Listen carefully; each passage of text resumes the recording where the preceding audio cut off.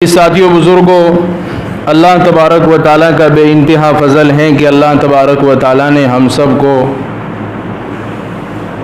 ایک نئے سال میں پھر داخل فرمایا، اور یہ نیا سال محرم کے مہینے سے شروع ہوتا ہے اور ذی الحجہ پر ختم ہوتا ہے۔ ہم سب یہ جانتے ہیں کہ محرم الحرام کا مہینہ اسلامی سال کا پہلا مہینہ ہے، اور اس مہینے کی فضیلت، اس مہینے کی اہمیت اور اس مہینے کے اعمال اللہ کے نبی صلی اللہ علیہ وسلم نے بیان فرمائے ہیں۔ بلکہ قرآن کریم کے اندر اللہ تبارک و تعالیٰ نے جب سے قرآن نازل ہوا ہے اس وقت سے اللہ تبارک و تعالیٰ نے اپنی کتاب کے اندر اسلامی 12 سال کے مہینوں کا تذکرہ کیا کہ اللہ کے نزدیک اسلامی سال کے 12 مہینے متعین کر دیے گئے ہیں۔ اور کب سے متعین کر دیے گئے ہیں؟ یوم خلق السماوات والارض، جب سے آسمان اور زمین پیدا ہوئے ہیں۔ پھر اللہ آگے ارشاد فرماتے ہیں منہا اربعۃ حرم، کہ ان 12 مہینوں کے اندر سے 4 مہینے وہ ایسے مہینے ہیں جو محترم مہینے ہیں، فضیلت والے مہینے ہیں، اور اس کی فضیلت اور اس کی حرمت کا تعلق جو ہے کوئی خاص واقعے سے نہیں ہے، کسی خاص عمل سے نہیں ہے، بلکہ اللہ تبارک و تعالیٰ نے پہلے سے ہی قرآن کریم کے اندر اس کی حرمت کو بیان کر دیا۔ تو یہ محرم کا مہینہ جو ہمارے سامنے ابھی آیا ہے اور چل رہا ہے، یہ محرم کا مہینہ اس لیے بھی فضیلت والا مہینہ ہے کہ اللہ کے نبی صلی اللہ علیہ وسلم نے اس مہینے کے اندر روزہ رکھنے کا حکم فرمایا۔ یہ بات ہم یاد رکھیں کہ رمضان کے روزے ابھی فرض نہیں ہوئے تھے، اس وقت محرم کی 10ویں تاریخ کا روزہ فرض تھا، جب اللہ کے نبی علیہ الصلاۃ والسلام مکہ المکرمہ میں تھے، اور جب ہجرت کر کے مدینہ تشریف لے آئے اور اللہ تبارک و تعالیٰ کی طرف سے احکام جبرائیل امین کے ذریعے سے نازل ہونے لگے، زکوٰۃ کا حکم آیا، روزوں کا حکم آیا، نمازوں کا حکم آیا، اور دیگر احکامات اللہ کے نبی علیہ الصلاۃ والسلام کی طرف آئے اللہ تبارک و تعالیٰ کی طرف سے۔ اس میں روزوں کے احکام اللہ تبارک و تعالیٰ کی طرف سے آئے، اور یہ حکم اللہ تبارک و تعالیٰ کی طرف سے ہوا کہ رمضان کا جو مہینہ ہے اس میں مکمل 30 روزے ہر مسلمان بالغ مرد عورت کے اوپر فرض ہے۔ تو پھر اللہ کے نبی علیہ الصلاۃ والسلام نے جب محرم کا مہینہ آیا تو اس وقت اللہ کے نبی علیہ الصلاۃ والسلام نے ارشاد فرمایا کہ جو محرم کی 10ویں تاریخ کا روزہ رکھنا چاہے رکھے، یا جو نہ چاہے رکھنا وہ نہ رکھے، اس لیے کہ اس کی جو فضیلت تھی وہ ختم ہو گئی۔ اب فضیلت صرف اب جو فرض کی فضیلت ہے وہ صرف رمضان کے روزوں کی ہے، لیکن مکمل طور پر 10ویں تاریخ کا روزہ جو ہے ختم نہیں ہوا، بلکہ وہ نفل کا درجہ اختیار کر گیا۔ اسی لیے اللہ کے نبی علیہ الصلاۃ والسلام نے حدیث کے اندر یہ بات ارشاد فرمائی کہ فرض نمازوں کے بعد جس طرح سب سے فضیلت والی نماز تہجد کی نماز ہے، اسی طریقے سے فرض روزوں کے بعد اگر کوئی روزہ ہے تو وہ محرم کا مہینہ ہے، اس کے روزے ہیں۔ گویا اللہ کے نبی علیہ الصلاۃ والسلام نے پورے محرم کے مہینے کے اندر روزہ رکھنے کی ترغیب دی۔ اگر آدمی طاقت رکھتا ہے تو پورے محرم کے مہینے کے روزے رکھیں، نئی طاقت رکھتا ہے تو ہر پیر اور جمعرات کے روزے رکھیں، اس لیے کہ اللہ کے نبی علیہ الصلاۃ والسلام اس بات کا اہتمام کرتے تھے اپنی زندگی کے اندر کہ ہر پیر اور جمعرات کو روزہ رکھتے تھے۔ اس لیے روزہ رکھتے تھے کہ اللہ تبارک و تعالیٰ کی دربار میں ہر پیر اور جمعرات کو نامہ اعمال پیش کیا جاتا ہے۔ تو اللہ کے نبی علیہ الصلاۃ والسلام نے اپنی اس صحت کو امت کے سامنے لائے کہ کیوں نہ میں روزے کی حالت میں میرا نامہ اعمال اللہ کے سامنے پیش ہو۔ تو ہم پورے مہینے روزہ نہیں رکھ سکتے، تو پیر اور جمعرات کا روزہ رکھیں تو محرم کی فضیلت بھی حاصل ہوگی، اور پیر اور جمعرات کی جو فضیلت اللہ کے نبی نے بیان فرمائی وہ بھی حاصل ہوگی۔ اور خصوصاً آدمی پیر اور جمعرات کا روزہ نہیں رکھ سکتا تو 10ویں تاریخ کا روزہ رکھیں۔ اللہ کے نبی علیہ الصلاۃ والسلام جب مدینۃ المنورہ کے اندر تشریف لائے اور آپ جب روزہ رکھنے کا اہتمام آپ نے شروع کیا اور صحابہ کو بھی اس بات کا حکم دیا کہ تم بھی روزہ رکھو، اور صحابہ سے یہ سوال کیا کہ یہودی بھی، صحابہ نے اللہ کے نبی علیہ الصلاۃ والسلام سے سوال کیا کہ یا نبی اللہ یہودی بھی روزہ رکھتے ہیں؟ تو اللہ کے نبی علیہ الصلاۃ والسلام نے فرمایا کہ وہ روزہ کیوں رکھتے ہیں؟ تو اللہ کے نبی علیہ الصلاۃ والسلام نے ارشاد فرمایا کہ حضرت موسیٰ علیہ نبینا علیہ الصلاۃ والسلام جو ہیں اس 10ویں تاریخ کو جو ہے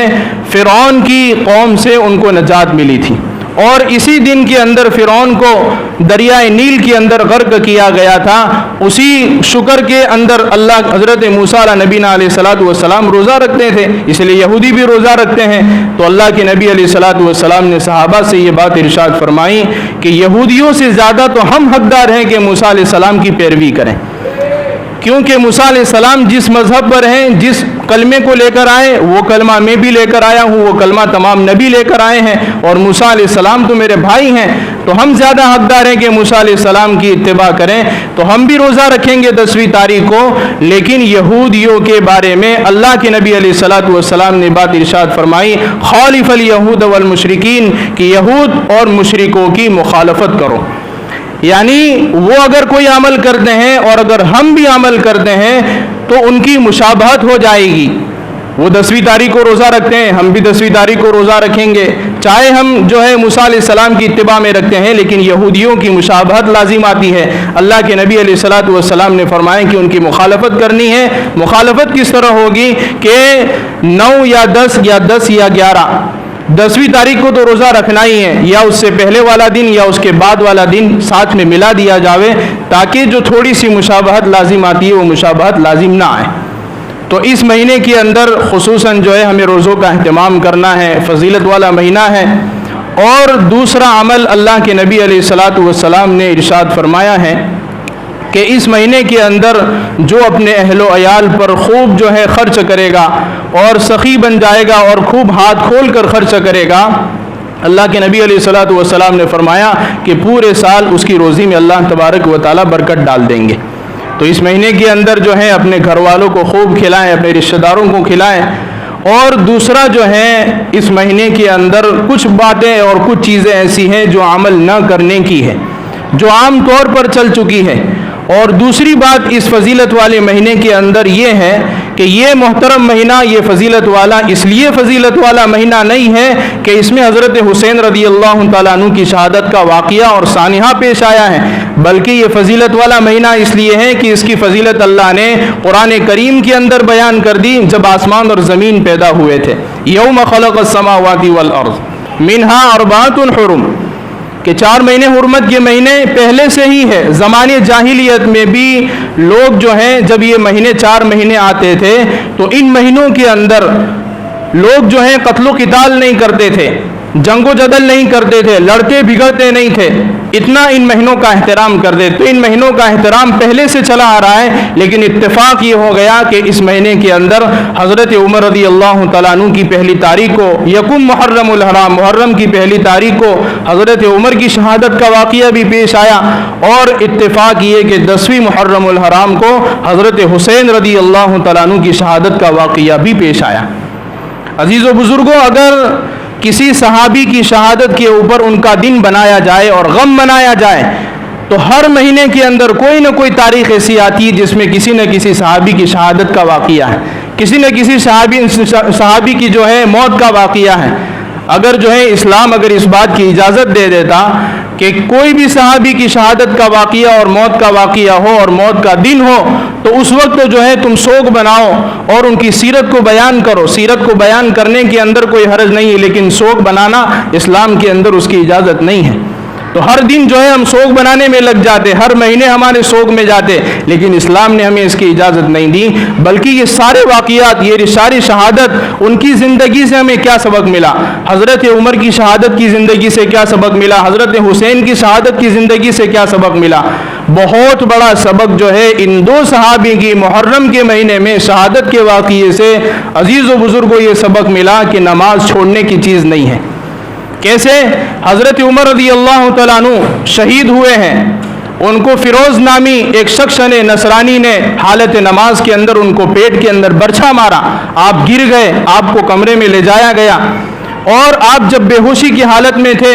جیسے ہی نماز کا وقت آتا تو آپ کے جو قریب کے لوگ اور قریب کے جو صحابی تھے وہ آپ کو نماز کے بارے میں کہتے کہ عمر نماز کا وقت ہو گیا۔ جیسے ہی ان کی کان میں نماز کی آواز پڑتی تو فوراً اپنی آنکھ کھولتے اور بے ہوشی سے ہوش میں آ جاتے کہ ہاں وہ شخص ایمان والا ہو ہی نہیں سکتا جس کی زندگی میں نماز نہ ہو، وہ مومن ہی نہیں کہ جس کی زندگی میں نماز نہ ہو۔ تو وہ فوراً جو ہے لوگ ان کو وضو کرواتے اور نماز کی طرف ترغیب دیتے اور نماز کی طرف لے جاتے اور اب اسی حالت کے اندر نماز پڑھتے۔ تو حضرت عمر رضی اللہ تعالیٰ عنہ کی شہادت یہ ہمیں سبق دیتی ہیں کہ نماز کسی حال میں چھوڑنے کی چیز نہیں ہے۔ اسی طرح حضرت حسین رضی اللہ تعالیٰ عنہ کی شہادت، آپ جو ہے میدان کربلا کے اندر ہے، سامنے کفار مشرکین کھڑے ہیں، سامنے آپ کے دشمن کھڑے ہیں، تلوار کی دھاروں کے اندر اور جو ہے تیروں کی بوچھار کے اندر، آپ جو ہے اسی وقت میں بھی میدان کربلا کے اندر اللہ کے سامنے سجدہ ریز ہو رہے ہیں، نماز پڑھ رہے ہیں، کیونکہ اللہ کا حکم ہے۔ حالانکہ جان کہاں پر؟ جان بالکل ان کے سر پر ہے اور موت ان کے سر پر ہے اور ان کو تیر پر تیر لگائے جا رہے ہیں، تلوار کے وار ہو رہے ہیں، لیکن اللہ کا حکم آتے ہی سب سے پہلے اس حکم کو پورا کر رہے ہیں۔ عزیز و بزرگوں، آج ہم تھوڑی سی معمولی چیزوں کے اوپر نماز کو چھوڑ دیتے ہیں اور دعویٰ کرتے ہیں حسین سے محبت کرتے ہیں، ہم حضرت عمر سے محبت کرتے ہیں۔ ہمارا دعویٰ جھوٹا ہے۔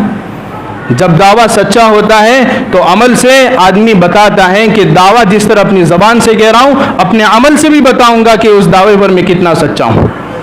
اور عزیز و بزرگوں، اس مہینے کے اندر خصوصی طور پر کچھ لوگ جو ہے شربتوں کو بانٹتے ہیں اور مٹھائیاں تقسیم کرتے ہیں اور اس سے یہ سبق دیتے ہیں کہ ہم جو ہے حضرت حسین رضی اللہ تعالیٰ عنہ کی غم کو منا رہے ہیں۔ کیوں منا رہے ہیں؟ اس لیے کہ حضرت حسین رضی اللہ تعالیٰ عنہ اور آپ کے ماننے والے لوگ اس دن جو ہے پیاسے تھے اور پیاسے جان دے دی اللہ کے دربار میں اور پیاسے جان دے دی میدان کربلا کے اندر۔ تو اس کا سبق اور اس سے جو ہے سیرت جو حاصل کرنی چاہیے، تو آپ کو جو ہے اس دن تو بھوکا رہنا چاہیے، آپ کو اس دن پیاسا رہنا چاہیے، تو آپ تو لوگوں کو جو ہے شربتیں بانٹ رہے ہیں۔ تو یہ آپ کی جو ہے موافقت نہیں ہے بلکہ آپ کی مخالفت ہے۔ آپ نے جو ہم کو سبق دیا ہے، اللہ کے نبی علیہ الصلوۃ والسلام نے جو ہم کو سبق دیا ہے، وہ سبق یہ ہے کہ اس دن میں روزہ رکھنے کا حکم ہے۔ حالانکہ اللہ کے نبی علیہ الصلوۃ والسلام کے زمانے کے اندر آپ کے دو چھوٹے چھوٹے بچے جو ہے 2 یا 3 کی روایت آتی ہیں 2 سال سے بڑے نہیں ہوئے اور اسی میں ان کا انتقال ہو گیا، اور ہر وقت ہر سال جو ہے وہ دن آتے تھے، لیکن کسی حدیث کے اندر کسی صحابی کا عمل، کسی صحابی کا قول آپ کو نہیں ملے گا کہ اللہ کے نبی علیہ الصلوۃ والسلام نے اپنے بیٹوں کی جو موت کا وقت ہے اور موت کے وقت میں غم منایا ہو۔ اللہ کی طرف سے چیزیں ہوتی ہیں، اللہ کی طرف سے موت لکھی ہوتی ہیں، چاہے شہادت کی حالت میں موت آئے یا پھر گھر پر موت آئے، یہ بنانے کی چیز نہیں ہوتی بلکہ ان کے واقعے سے سبق حاصل کرنے کی چیز ہوتی ہے۔ تو یہ سارے خرافات جو ہو رہے ہیں یہ کسی قرآن حدیث سے بالکل ثابت نہیں ہے، اللہ کے نبی علیہ الصلوۃ والسلام کی زندگی میں نہیں ہوئے، صحابہ کی زندگی میں نہیں ہوئے، تبع تابعین کی زندگی میں نہیں ہوئے۔ آپ صحابہ کی سیرت کو اٹھائیے، بہت سارے صحابہ ہیں، ہر صحابی کی سیرت جو ہے الگ الگ آپ کو ملے گی۔ ابو بکر کی سیرت الگ ہے، حضرت عمر کی سیرت الگ ہے، حضرت عثمان، حضرت علی، حضرت حسن، حضرت حسین، حضرت عبد الرحمن بن عوف، بڑے بڑے صحابہ کی سیرت موجود ہیں کتابوں کے اندر، آپ اٹھائیے ان کے واقعے کو پڑھیے۔